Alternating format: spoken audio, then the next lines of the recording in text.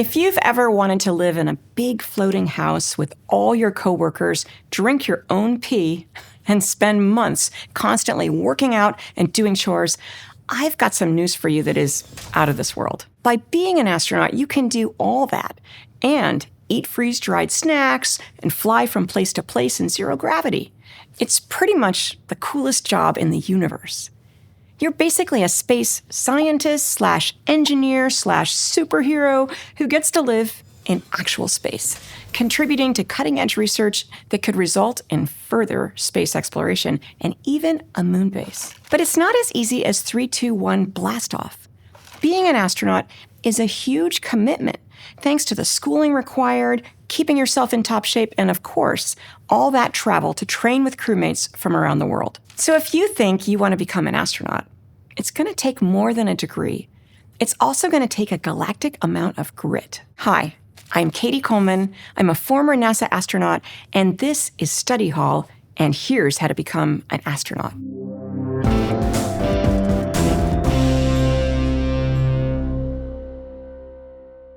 If you decide to become an astronaut, you'll be joining millennia of people who have wondered about what lies beyond our planet. We humans have been obsessed with space for pretty much as long as we've had eyes to look up. Stargazing was a popular pastime of ancient civilizations, and cultures across the globe wove epic stories about what they saw in the night sky.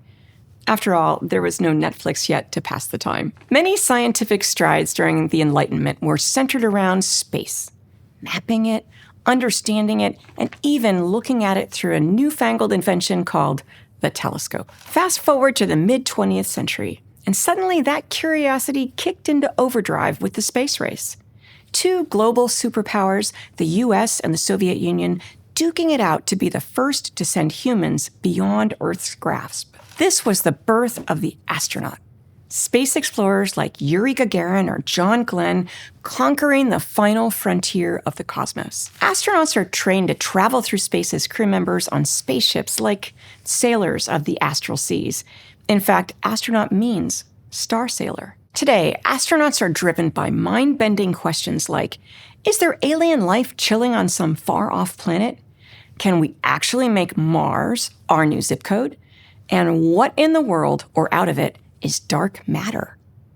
We're still asking, what's out there? And hoping that the answers are as wild and wonderful as we imagine. And while we have a long history of idolizing astronauts as adventurers and explorers, karate chopping and Vulcan death gripping their way through the final frontier, the reality is more complex and interesting. Astronauts are scientists, engineers, pilots, teachers, and medical experts who collaborate in rigorous and highly technical environments, both here on Earth and beyond its atmosphere. Even before they launch out into the great unknown, astronauts are deeply involved in the planning, research, and testing processes that occur well before a mission takes off. And once in space, astronauts have distinct roles, like how it's a red shirt's job to immediately sacrifice their life at the start of each episode. The mission commander is kind of like Picard or Janeway, working to ensure mission success and crew safety too.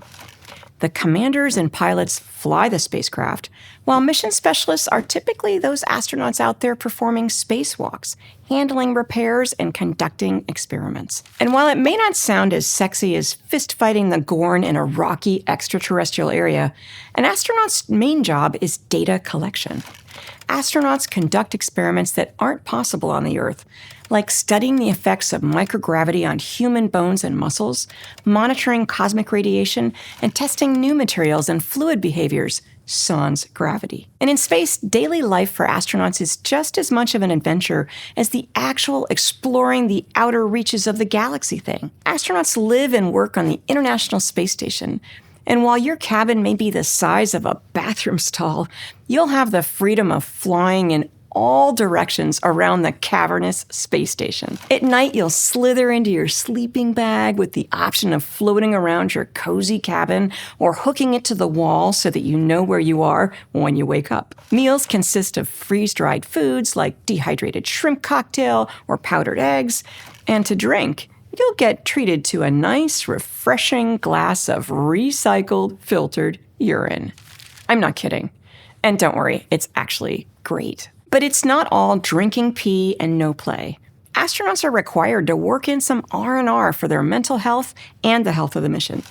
We're provided with a whole library of shows and movies and can bring along personal things like books, art supplies, and musical instruments.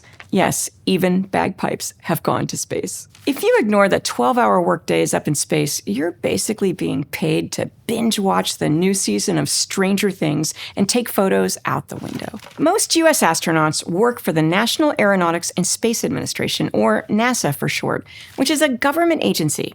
So most astronauts are actually government employees. Other countries have their own national space agencies, like the European Space Agency, Russia's Roscosmos, Japan's JAXA, and the Canadian Space Agency. One important note is that in most places, you do have to be a citizen or permanent resident of whichever country in order to join their space team. Right now in 2024, NASA astronauts are hard at work on projects like the Artemis program, aptly named for the sister of Apollo. NASA is committed to having the first woman and the first person of color walk on the moon next and aims to establish a long-term presence there. Space camping, anyone? And they hope to use the technology and research developed on these missions to eventually launch a mission to Mars with people on board. So it's safe to say that there are some pretty big things in the works. As a new astronaut, you'd be right in the thick of it. There are also privately owned space exploration companies like SpaceX, Blue Origin, and Axiom Space. The variety in their missions has expanded the idea of space tourism as an industry. Astronauts working with private companies have slightly different goals and job descriptions, tailored for each mission. And in case you're wondering, NASA astronauts generally get paid a starting salary of somewhere between $80,000 and $115,000 annually, which increases with experience and can hit up to around $150,000. Plus, since it's a government job, we also have pensions to look forward to after retirement. Private companies pay their astronauts similar rates, with salaries for SpaceX astronauts falling between $86,000 and $157,000, depending on experience and rank. If all this sounds like a challenge that you'd like to take on, maybe the astronaut life is for you. But they don't just throw you in a spacesuit and light the fuse at the bottom of the rocket. There's a whole checklist that you've got to clear first. The standard pathway to becoming an astronaut starts with a strong academic foundation in the sciences, beginning with a bachelor's degree in a STEM-related field like biology, astronomy, physics, or engineering. And if a job at NASA is your pie in the sky, you're going to need at least that bachelor's and likely a master's in a STEM field, unless you fit in one of these other categories. You can skip the master's if you graduate from a test pilot school program or have a medical degree, and 2 years in a doctoral program can also count. There's no one path. It's whatever floats your boat or powers your spaceship. On top of a degree, professional experience is a must for any aspiring NASA astronaut. In fact, every astronaut has another job first. You generally have to have about 3 years of hands-on experience as a doctor, pilot, engineer, scientist, or the like before you're even qualified to be an astronaut. So it's basically always a second career, or, the career you got your first career for. Basically, if you want to be a space botanist, you have to prove you're a pretty good Earth botanist first. Many astronauts opt for military experience, particularly as pilots or engineers, to rack up those professional hours. This doesn't necessarily increase your odds of being accepted, but if you want to fly spaceships, you kind of need to be someplace where they'll give you a jet to practice with. Once you've got that degree and that first career under your belt, you still have to pass a flight physical. NASA's long-duration spaceflight physical checklist includes 20/20 vision, either naturally or with the help of glasses or contacts, blood pressure that stays below 140/90 in a sitting position, and agility and coordination testing. Additionally, astronauts must be between 62 and 75 inches tall, short enough to comfortably fit in the spacecraft, but tall enough to reach the controls easily when you're strapped in. After obtaining the necessary degrees and experience, aspiring astronauts can finally submit their applications through the NASA Jobs portal. The application includes a detailed resume, a list of folks that would recommend you, and academic transcripts. Shortlisted candidates undergo a series of interviews, psychological evaluations like personality assessments and situational judgment exams, and team exercises to assess their suitability for space missions. Final selections are made based on these evaluations, and you might be one of the people who receives a phone call from the big boss asking if you'd still like to be an astronaut candidate. And that phone call starts years of training with all the other candidates. After that, mission assignments and, you guessed it, more training. As astronauts, we're always learning new things and practicing them. Cool new things like flying jets and doing acrobatics and learning how to live in space. It is a magical time. But while the traditional path to becoming an astronaut involves extensive academic and professional requirements, there are other ways to get yourself into space. Like the old standby of being really rich. Space tourism is a big thing right now, and companies like SpaceX, Blue Origin, Axiom Space, and Virgin Galactic make it possible for private individuals to experience space travel if they've got the cash to pay for it. In 2021, Amazon CEO Jeff Bezos, along with other private, very wealthy citizens, flew to the edge of space aboard Blue Origin's New Shepard rocket. This suborbital flight provided a few minutes of weightlessness and a view of the Earth from space. These flights typically last about 10 to 15 minutes, which is about the length of Splash Mountain. It's a short flight, but still life and death. You need to practice what to do in an emergency, so some training is required. But you get to skip Disney's crazy lines in the Florida sun. That same year, SpaceX also made headlines with its Inspiration 4 mission. Billionaire Jared Isaacman purchased a flight and selected 3 other civilians to join him for a 3-day orbital mission. This first all-civilian spaceflight showed us that all that money may not buy you love, but it can buy you 3 days of floating 364 miles into space. But if you want to be more than a space tourist, but aren't quite down for the whole NASA process, there are some options. Axiom Space is another private company, but they work directly with the International Space Station, sending private astronauts to work alongside regular astronauts from NASA, like me, and other government space agencies. Their missions, such as AX-1, usually last around 17 days, and Axiom Space astronauts participate in scientific research and space station maintenance, as well as the other ins and outs of daily life as an astronaut. There are no prerequisites for these programs, aside from a health inspection. And Axiom offers its own 17-week training in everything from equipment maintenance to experimental design for a fee proportional to the vastness of space, of course. We could be talking tens of millions here. Programs like Space for Humanity provide another, more accessible alternative route. This nonprofit organization aims to democratize space by sponsoring applicants who aren't necessarily scientists or billionaires, but want to experience space travel.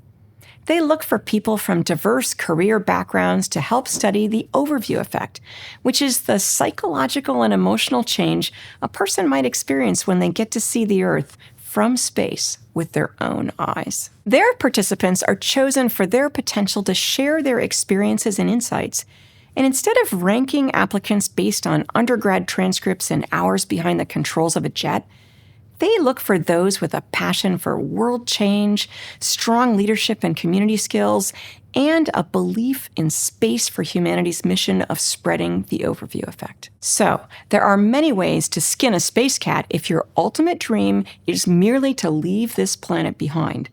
Space cats are just like regular cats, but with floofier tails, and with zero gravity, there's no tree too high for them to climb. But if your dream is to don that iconic white Marshmallow Man spacesuit and explore the nooks and crannies of our solar system, there's no substitute for NASA or the ESA or JAXA or whatever your national space agency happens to be. But if you decide to go that route, even after all that education and training and even being selected, you'll still have a lot of work to do. That's because being accepted into the space program doesn't actually make you an astronaut.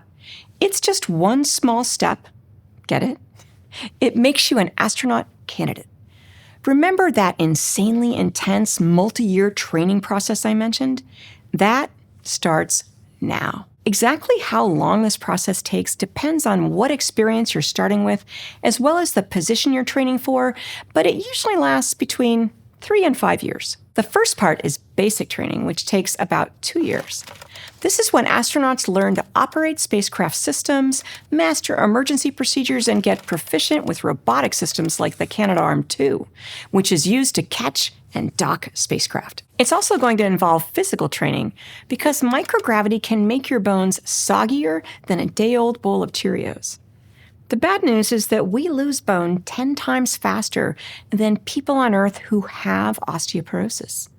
The good news is that exercise is here to stay, even in space. It includes cardio and resistance training using the Advanced Resistive Exercise Device, a machine that allows astronauts to work out in space using vacuum cylinders to create resistance between 6 and 600 pounds, even in zero-gravity conditions. Nothing like some good resistance to maintain that muscle mass and bone density. We also train in the Neutral Buoyancy Laboratory, the NBL.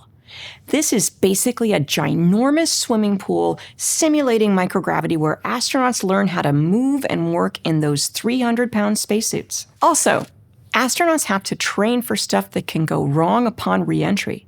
We have water survival training and wilderness survival exercises in case we land somewhere that people aren't. After basic training, NASA astronauts move on to mission-specific training, which can take between 3 months to 3 years. This phase involves intensive simulations of the mission profile like launch, on-orbit operations, and re-entry.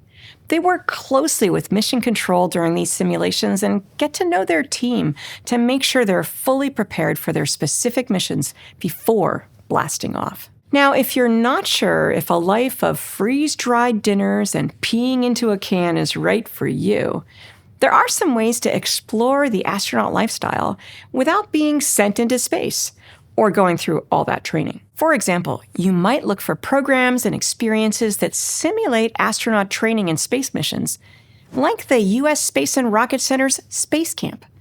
They have programs available for children, teens, and adults, and you don't have to be from the U.S. to participate. Many of those programs give you hands-on simulated space missions and astronaut training exercises using equipment adapted from NASA over 6 days and 5 nights in sunny Huntsville, Alabama. Other mission simulations include the Mars Society's Mars Desert Research Station in Utah and the Hawaii Space Exploration Analog and Simulation, which are used for research for future missions that will actually take place in space. These programs are analog, meaning they use real on-Earth settings to simulate space, rather than virtual reality or other tech tools. For instance, High Seas is on the side of Mauna Loa, a volcanic location reminiscent of Mars. Participants live in a dome habitat and have to manage resources like water, food, and power carefully, which mirrors the constraints of off-world living. And if you're looking for something even closer to home, NASA runs a program known as Citizen Science, where amateurs and professionals alike can participate in a whole catalog of NASA projects, like examining telescope images and radio signals, tracking planets beyond our solar system, or even inputting data about geological changes like landslides here on Earth. This program doesn't have any educational or citizenship requirements. You just have to have a laptop or a smartphone. Whatever path you choose to become an astronaut, just make sure that your physical and mental health are as much a priority as all that cool, nerdy space science stuff. It's a long road, but it's all worthwhile because to an astronaut, space isn't just the final frontier. It's the ultimate playground for human ingenuity, where every planet you see is a destination waiting to be explored. And every discovery you make is one small step for your mission and one giant leap for humankind. If you want to learn more about undergrad major options, check out our Fast Guide series where we dive into popular college majors. And check out GoStudyHall.com for more resources. If you want to help us out, give this video a like, comment your favorite planet, and smash that subscribe button. Thanks for watching. See you next time.